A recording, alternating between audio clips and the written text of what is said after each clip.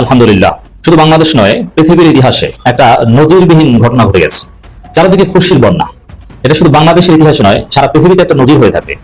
এটা আল্লাহর খাস রহমত ছাড়া কোনো হিসাব নিকাশে মেলে না। এটা হওয়ার কথা ছিল না, এটা আল্লাহর খাস রহমত। তবে খুবই সিগনিফিকেন্ট কয়েকটা বিষয় জানা গেছে। এইভাবে কি ঠিক ছিল, নাকি হঠাৎ করে এমন কোনো পরিস্থিতি তৈরি হলো জরুরিভাবে সেখানে গেলেন? ৭১-এর পরে এই ৫৪ বছরের ভিতরে সবচাইতে বিজয়ের দিন হলো আজকের দিনটি, কারণ এর চাইতে বড় বিজয় এখন আসবে ভারত সহ ইসরায়েল সহ যারা যারা এই হত্যাকাণ্ডের সাথে জড়িত ছিল সবারই এখন আমল নামা বের করা হবে। বিএনপির সালাউদ্দিন বর্তমানে রয়ের নিযুক্ত, ভারতের নিযুক্ত সালাউদ্দিন আহমেদ রয়ের একটা অ্যাসাইনমেন্ট নিয়েছে ২-৩টা কাজকে কন্ট্রোল করার জন্য। আপনারা শুনলে অবাক হবেন, এই কথাটা এখনো গোপন রেখেছে। মীর জাফর ওয়াকারুজ্জামান উনি কনভিক্টেড হবে, উনি আসামি হবে, কারণ ওইসব মামলায় উনি আসামি। পররাষ্ট্র নীতির ক্ষেত্রে বাংলাদেশ এক অভূতপূর্ব অর্জন করেছে খলিলুর রহমানের দায়িত্ব নেওয়ার পর থেকে, যেটা অন্য কেউ কোনো অতীত পররাষ্ট্র মন্ত্রী বা অ্যাডভাইজার অর্জন করতে পারেনি, সেটা তিনি অর্জন করেছেন। সেটা হলো ফরিদপুরে ভাঙায় বিশেষ অভিযান চালিয়ে ফরিদপুর ৪ আসনের সংসদ সদস্য নিক্সন চৌধুরী গ্রেপ্তার করেছে পুলিশ। পুলিশ জানায় গোপন সংবাদের ভিত্তিতে ভাঙা উপজেলা সহ পৌর এলাকায় গত কদিন ধরেই অভিযান চালানো হয়। জাপানের টোকিওর উদ্দেশ্যে ঢাকার হযরত শাহজালাল বিমানবন্দর থেকে যাত্রা করেন প্রধান উপদেষ্টা ডক্টর মোহাম্মদ ইউনূস। আর এর মধ্য দিয়ে বাংলাদেশ জাপান সম্পর্ক আরো গভীর ও কৌশলগত স্তরে নিয়ে যাওয়ার সম্ভাবনার দরজা খুলে গেল। প্রধান উপদেষ্টার 4 দিনের এই সফরে সই হতে যাচ্ছে 7টি চুক্তি ও সমঝোতা। আসসালামু আলাইকুম প্রিয় দর্শক, বর্তমান সময়ের রাজনৈতিক প্রেক্ষাপট বা পরিস্থিতির উপর বিশ্লেষণ করে আপনাদের সামনে কিছু গুরুত্বপূর্ণ ভিডিও ফুটেজ নিয়ে হাজির হয়েছি। এমনকি দর্শক, আমি আশা করছি যারা ভিডিওটি অন করেছেন তারা সম্পূর্ণ ভিডিওটি মনোযোগ সহকারে দেখবেন, তাহলেই বুঝতে পারবেন ভিডিওর মূল রহস্য বা আসল ঘটনাগুলো। তো প্রিয় দর্শক, আমি আর বেশি কথা বাড়াতে চাই না, চলুন দেখে আসি আজকের সেই কাঙ্ক্ষিত ভিডিওগুলো। তবে তার আগে বলি, যারা এখনও চ্যানেলটি সাবস্ক্রাইব করেননি তারা চ্যানেলটি সাবস্ক্রাইব করে পাশে থাকা বেল আইকনটি বাজিয়ে দেবেন, আর যারা ইতিমধ্যে সাবস্ক্রাইব করে রেখেছেন তাদেরকে অসংখ্য ধন্যবাদ।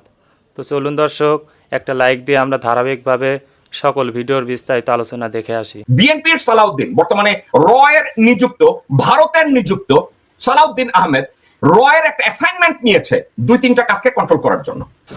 এই মুহূর্তে বাংলাদেশে যদি পিলখানা বিডিআর হত্যাকাণ্ডের সুষ্ঠু তদন্ত হয় এবং জুলাই আগস্ট হত্যাকাণ্ডের যদি সুষ্ঠু তদন্ত হয় এবং আয়নাঘরের উপরে যদি সুষ্ঠু তদন্ত হয়, আপনারা শুনলে অবাক হবেন, এই কথাটা এখনো গোপন রেখেছে। মীর জাফর ওয়াকারুজ্জামান উনি কনভিক্টেড হবে, উনি আসামি হবে, কারণ ওইসব মামলায় উনি আসামি। পিলখানা হত্যাকাণ্ডে উনি আসামি হবেন, জুলাই আগস্ট হত্যাকাণ্ডে উনি আসামি হবেন এবং আয়নাঘর প্রকল্পে উনি আসামি হবেন। এখন ওনারা যখন ডক্টর মোহাম্মদ ইউনূসকে বারবার প্রেসার দিচ্ছেন যে ইলেকশন দেন, কেন জানেন? জেনারেল ওয়াকারকে এই 3টা অপরাধ ট্রাইব্যুনাল থেকে ওনার নামটা যেন বাদ যায়, হাসিনার নামটা যেন বাদ যায়, মুজিব ফ্যামিলির লোকগুলোর নাম যেন বাদ যায়, ভারতের তথাকথিত প্রধানমন্ত্রী নরেন্দ্র মোদীর নামটা যেন বাদ যায়, অজিত দোভালের নামটা যেন বাদ যায়, রয়ের নামটা যেন বাদ যায়। বিক্রম মিস্ত্রি ওয়াকারুজ্জামানের সাথে এই কথাগুলো বলেছে।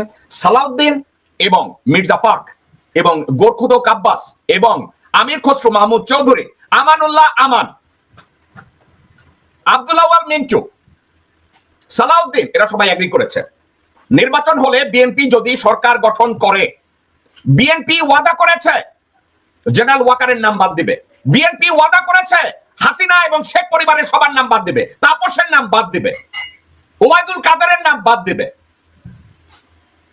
তো এখন ওয়াকার চিন্তা করছে বিএনপি কে যে কোনো মূল্যে ক্ষমতায় আনতে হবে, তার নামটা যেন এসব হত্যাকাণ্ড মামলা থেকে তার নামটা যেন বাদ যায়। হঠাৎ করে তারা ওয়াকার ডক্টর মোহাম্মদ ইউনূসের অথরিটিকে চ্যালেঞ্জ করলো। কেন চ্যালেঞ্জ করলো দর্শকবৃন্দ?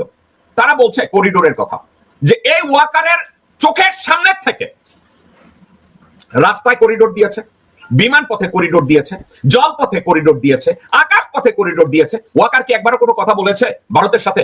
একবারও ওয়াকার কোনো কথা বলে নাই। আজকে বলছে অনির্বাচিত সরকার কোনো সিদ্ধান্ত নিতে পারে না। ওয়াকার তো 14 সালের নির্বাচন তার চোখের সামনে দেখেছে, ওয়াকার 18 নির্বাচন চোখের সামনে দেখেছে, ওয়াকার 24-এর নির্বাচন 7ই জানুয়ারি নিজের চোখে দেখেছে। একবারও কি বলেছে এই 3টা নির্বাচন ভুয়া ছিল? এই 3টা নির্বাচন নিয়ে ওয়াকার কোনো মন্তব্য করেছে? আমার জানা মতে ওয়াকার কোনো মন্তব্য করে নাই। কেন মন্তব্য করে নাই? একটা কারণে করে নাই, কারণ এখানে যদি কোনো মন্তব্য করতে যায় then Walker himself is going to incriminate himself, নিজেকে নিজে দোষারোপ করতে হবে। জাপানের টোকিওর উদ্দেশ্যে ঢাকার হযরত শাহজালাল বিমানবন্দর থেকে যাত্রা করেন প্রধান উপদেষ্টা ডক্টর মোহাম্মদ ইউনূস। আর এর মধ্য দিয়ে বাংলাদেশ জাপান সম্পর্ক আরো গভীর ও কৌশলগত স্তরে নিয়ে যাওয়ার সম্ভাবনার দরজা খুলে গেল। প্রধান উপদেষ্টার 4 দিনের এই সফরে সই হতে যাচ্ছে 7টি চুক্তি ও সমঝোতা স্মারক। বাংলাদেশ থেকে জনশক্তি নেয়া, গভীর সমুদ্র বন্দর ঘিরে জাপানের বিশাল অর্থনৈতিক কৌশল, নারায়ণগঞ্জের 2500-এর জাপানি ইকোনমিক জোনে চাঞ্চল্য ফিরে আসা, নতুন মেগা প্রকল্প গ্রহণ ও জাপানের ঋণে চলা উন্নয়ন প্রকল্পে গতি আনতে এই সফর কতটা গুরুত্বপূর্ণ এই প্রতিবেদনে তা তুলে ধরব। স্বাধীনতার পর থেকে বাংলাদেশের সবচেয়ে অকৃত্রিম বন্ধু জাপান। 1972 সালের 10 ফেব্রুয়ারি বাংলাদেশকে স্বীকৃতি দেওয়ার মধ্য দিয়ে সেই যে কূটনৈতিক সম্পর্কের শুরু, এরপর থেকে জাপান বাংলাদেশকে শুধু দিয়ে গেছে। খোঁজ নিয়ে জানা যায় বর্তমানে বাংলাদেশে জাপানের অর্থায়নে 80টির বেশি প্রকল্প চালু আছে। বর্তমানে প্রায় 350 জাপানি প্রতিষ্ঠান বাংলাদেশে ব্যবসা পরিচালনা করছে। দক্ষিণ ও দক্ষিণ পূর্ব এশিয়ায় জাপানি বিনিয়োগের প্রধান গেটওয়ে হয়ে উঠেছে বাংলাদেশ। বাংলাদেশের মোট যত বিদেশি ঋণ আছে এর মধ্যে জাপানের ঋণ 17%। এমনিতেই বাংলাদেশের অবস্থান এশিয়ার এক গুরুত্বপূর্ণ ভৌগোলিক কেন্দ্রবিন্দুতে। একদিকে ভারত, অন্যদিকে চীন, আবার বঙ্গোপসাগরের পাশে থাকায় জাপান, যুক্তরাষ্ট্র সহ অন্যান্য বড় শক্তির জন্য এই অঞ্চল কৌশলগতভাবে গুরুত্বপূর্ণ। জাপান ইতিমধ্যেই বিমস্টেক ইন্ডাস্ট্রিয়াল ভ্যালি ধারণা নিয়ে কাজ করছে, যাতে বাংলাদেশ হবে একটি কেন্দ্রবিন্দু। ডক্টর ইউনূস প্রায় বলে থাকেন এই অঞ্চলে সমুদ্রের একমাত্র অভিভাবক বাংলাদেশ। এটি শুধু কথার কথা নয়, জাপানও বিশ্বাস করে প্রকৃতিগতভাবে সমুদ্রকেন্দ্রিক ব্যাপক সম্ভাবনা নিয়ে বসে আছে বাংলাদেশ, আর সেখানেই এগিয়ে এসেছে জাপান। জাপানি সংস্থা penta ocean construction company limited এবং টিওএ কর্পোরেশনের সাথে মাতারবাড়িতে দেশের প্রথম গভীর সমুদ্র বন্দর নির্মাণের জন্য একটি চুক্তি সই হয়েছে। কক্সবাজারের মহেশখালীর মাতারবাড়িকে বাংলাদেশের কৌশলগত বন্দর হিসেবে গড়ে তুলতে চায় জাপান। জাপান এই বন্দরকে দক্ষিণ এশিয়ার সবচেয়ে গুরুত্বপূর্ণ গভীর সমুদ্র বন্দর ও স্ট্র্যাটেজিক একটি বন্দর হিসেবে দেখছে।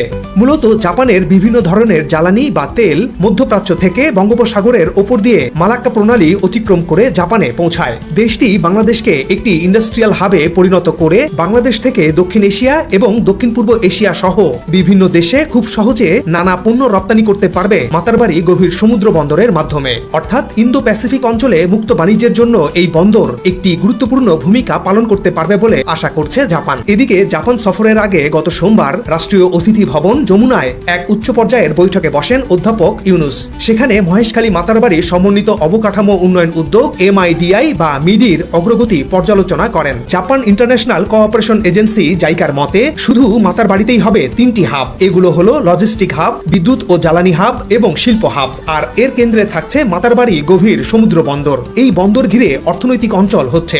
যে কোনো আঞ্চলিক সহযোগিতা বাড়ানোর ক্ষেত্রে 6টি বিষয় গুরুত্বপূর্ণ। এগুলো হচ্ছে পরিবহন বা যাতায়াত, সংযোগ শিল্প, তথ্য প্রযুক্তি, মুক্ত বাণিজ্য অঞ্চল বা FTA, বিদেশি বিনিয়োগ এবং অবকাঠামো উন্নয়ন। এমনিতে নারায়ণগঞ্জের 2500-এ জাপানিজ অর্থনৈতিক অঞ্চল আছে। এর বাইরে মিডিয়া অঞ্চলের মধ্যে দ্বিতীয় আরেকটি ডেডিকেটেড জাপানি অর্থনৈতিক অঞ্চল করতে চায় জাপান। এছাড়া সৌদি আরবের petrochemical giant Aramco, Abu Dhabi ports, Saudi আরবের বন্দর অপারেটর রেড সি গেটওয়ে, জাপানি বিদ্যুৎ উৎপাদনকারী জেরা এবং মালয়েশিয়ান পেট্রোকেমিক্যাল কোম্পানি পেট্রোনাস সহ বেশ কয়েকটি আন্তর্জাতিক কোম্পানি এই অঞ্চলে বিনিয়োগের আগ্রহ প্রকাশ করেছে। একদিকে যখন গভীর সমুদ্র বন্দরের কাজ চলমান থাকবে, তখন অন্যদিকে চলবে সংযোগ সড়ক নির্মাণের কাজ। আমি এখন যে সড়ক ধরে এগিয়ে যাচ্ছি এটি চকরিয়া থেকে সোজা চলে গেছে মাতারবাড়ি বন্দরের দিকে। বর্তমানে এটি 2 লেনের। এই সড়কটি বন্দরের কাছাকাছি 4 লেন থেকে 6 লেনে উন্নীত করার কাজ চলছে। জাপানের আন্তর্জাতিক সংস্থা জাইকার অর্থায়নে মাতারবাড়ি বন্দর এবং সংযোগ সড়ক নির্মাণ প্রকল্প বাস্তবায়ন করা হচ্ছে। মাতারবাড়িতে 1200 মেগাওয়াট তাপবিদ্যুৎ কেন্দ্র নির্মাণ করেছে জাপান। গভীর সমুদ্র বন্দরের কাজও শুরু হয়ে গেছে। শুরু হয়েছে সংযোগ সড়ক নির্মাণের কাজ। আলহামদুলিল্লাহ, শুধু বাংলাদেশ নয়, পৃথিবীর ইতিহাসে একটা নজিরবিহীন ঘটনা ঘটে গেছে। জামাত ইসলামীর নেতা, আমি তার সর্বপ্রথম পরিচয় হিসেবে উল্লেখ করতে চাই ঢাকা বিশ্ববিদ্যালয় শিবিরের প্রতিষ্ঠাতা সভাপতি, তারপরে জামাত নেতা জনাব ATM আজহারুল ইসলাম বেকসুর খালাস পেয়েছেন। চারদিকে খুশির বন্যা।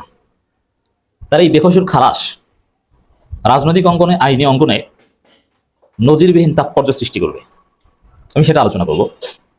আইনজীবী শিশির মনির বলেছেন, এটা শুধু বাংলাদেশের ইতিহাসে নয়, সারা পৃথিবীতে একটা নজির হয়ে থাকবে।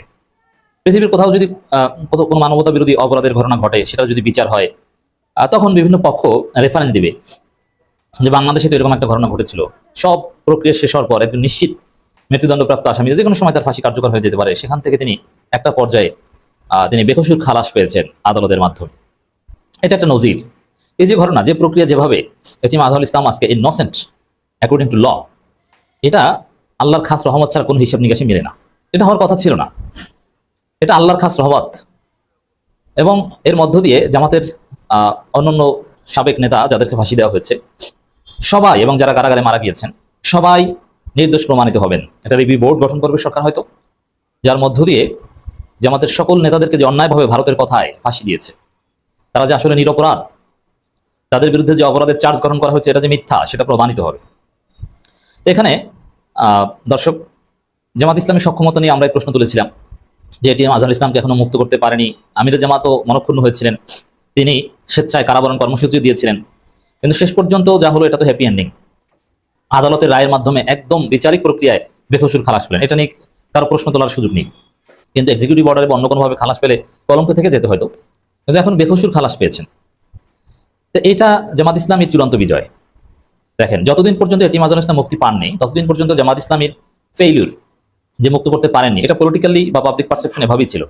কিন্তু যেহেতু এখন আদালতের রায় তিনি বেকসুর খালাস, অতএব এখন জামাত ইসলামীর আর কোনো শর্টকামিংস নাই, দুর্বলতা নেই। এবং শেষ পর্যন্ত যা ঘটলো এটা আরো ভালো হয়েছে। ধৈর্যের ফল যে মিষ্টি হয় তার প্রমাণ। খুব দ্রুত বা 5 আগস্ট রাতেই যদি বা পলিটিক্যাল নেগোসিয়েশনের মাধ্যমে মুক্ত করতো, যেটা আমরা অনেকে চেয়েছিলাম, তখন হয়তো বা অন্য একটা পারসেপশন হতো। কিন্তু শেষ পর্যন্ত এই 8-9 মাস পর যেটা হলো, এটা আরো ভালো হয়েছে। এই জন্য আল্লাহ যা করে ভালোর জন্য করে। এবং এক এক সময় বিষয়টা এক একভাবে দেখা হয়। তো এতদিন এটা নেগেটিভলি দেখা হতো, এখনো কেন এটিএম আজহারুল ইসলাম মুক্তি পাননি। কিন্তু এখন যেহেতু তিনি আদালতের রায়ে চূড়ান্তভাবে বেকসুর খালাস পেয়েছেন, এখন এটা পজিটিভ। এতদিন মুক্তি না পাওয়াটা এখন পজিটিভ। আলহামদুলিল্লাহ, জামাত শুকরিয়া করছে, চারদিকে শুকরিয়ার বন্যা। এটা উদযাপন করবে, আনুষ্ঠানিক নানান প্রতিক্রিয়া জানাবে। তবে এই ঘটনার একটা ব্যাখ্যা হচ্ছে যে 71 ব্যবসায় তো লালবাতি জ্বলছে। যাদেরকে 71-এর অপরাধ ভিলেন হিসাবে সাজিয়ে এতদিন রাজনৈতিক ফায়দা হাসিল করেছিল ভারত এবং আওয়ামী লীগ, তারা এখন বেকসুর খালাস পাচ্ছে। তোমাদের ব্যবসায় তো লালবাতি বাবা, 71 ব্যবসা গেল কোথায়? 71 ব্যবসা তো নাই, শেষ। এই চেতনা ব্যবসা এখন কি করবা? তোমার চেতনা ব্যবসা পুঁজি শেষ। এটা এই বাংলাদেশে 71 ব্যবসার জন্য বড় ধরনের একটা থ্রেট, এটিএম আজহারুল ইসলামের মুক্তি। শুধু এটা নাই যে সামনে আপনারা দেখবেন নিঃসন্দেহে জুলাই সনদ হবে, এবং এটা আমাদের কনস্টিটিউশনে ইনকর্পোরেট হবে। সেই জুলাই সনদ, এটা 71 ব্যবসার জন্য আরেকটা বড় থ্রেট হবে। ধীরে ধীরে বাংলাদেশে 71 ব্যবসার রাজনীতি থাকবে না। অতএব 71 নিয়ে জামাতের হীনমন্যতায় ভোগার কিছু নেই। তবে হ্যাঁ, পলিটিক্যাল ভুল ডিসিশন ছিল, এটা তো অলওয়েজ থাকবে। কিন্তু বর্তমান প্রজন্মের জামাত বর্তমান প্রজন্মে যারা আছে তারা 71 সাল ছিল না। There will be no corridor. She is throwing something out of the blue. এবং একটা দায়িত্বশীল সেনাবাহিনী প্রধান এই কথা কিভাবে বলতে পারে? সেনাবাহিনী প্রধান কোনোভাবেই চায় না যে ভারতের ইচ্ছা, ভারতের নিরাপত্তা চিন্তা এবং ভারত বাংলাদেশকে যেভাবে তার নিয়ন্ত্রণে রাখতে চায়, সেই পথেই কি তিনি চান যে আমরা ফিরে যাই? তা না হলে কেন তিনি এই আমাদের ডক্টর খলিলকে বারবার এই করিডর প্রশ্ন উত্থাপন করে বিব্রত করছে? একজন সেনাবাহিনী প্রধান নিশ্চয়ই অবগত থাকবেন যে খলিলুর রহমানের উপরে কত বড় একটা সেন্সিটিভ অস্তিত্বজনিত দায়িত্ব। এটা আমি একটু এক্সপ্লেইন করি যে কেন খলিলুর রহমানের এই নিরাপত্তা উপদেষ্টার পদ এত গুরুত্বপূর্ণ এবং ভারতের জন্য এটা এত স্পর্শকাতরই শুধু নয়, ভারত কেন আন্তরিকভাবে প্রচন্ড উদ্বেগের সাথে তার অপসারণ দাবি করে, তাকে সরাতে চায়। এবং এই যে অজিত দোভাল ব্যাংককে তার সাথে যে দেখা হলো, তারপর থেকে ভারতীয় নিরাপত্তা উপদেষ্টার দৃষ্টিভঙ্গি খলিলুর রহমানের প্রতি ইটস ওয়ান অফ সারপ্রাইজ। এবং একই সাথে তাদের যে পররাষ্ট্র মন্ত্রীর যে উপাখ্যান থেকে বোঝা যায় যে he is respected as an outstanding diplomat. কেন আমি বিষয়টা বলি যে দেখেন, বাংলাদেশ তো দীর্ঘ 16 বছর একেবারে গুটিয়ে ছিল। আমাদের পররাষ্ট্রনীতি যে friendship to all malice two নান, এই পরিস্থিতিতে কোনো কার্যকর সম্পর্ক গড়ে তোলেনি। মায়ানমারের রেফিউজিদেরকে ফিরিয়ে দেওয়ার, এই রোহিঙ্গাদেরকে ফিরিয়ে দেওয়ার, আবার আমাদের নিরাপত্তার ক্ষেত্রে চীনের সাথে যে অভূতপূর্ব সম্ভাবনাগুলো ছিল সেগুলো একেবারে শেখ হাসিনা ধ্বংস করে দিয়েছে। আমি আশা করছি সম্পূর্ণ ভিডিওগুলো মনোযোগ সহকারে দেখেছেন। সেই সাথে ভিডিওর কোনো তথ্য বা মতামত থাকলে কমেন্ট বক্সে জানিয়ে যাবেন। আজকের মতন এখানে শেষ করছি। ফিরে আসছি আগামী দিনে অন্য কোনো টপিকস নিয়ে। সে পর্যন্ত ভালো থাকবেন। আল্লাহ হাফেজ।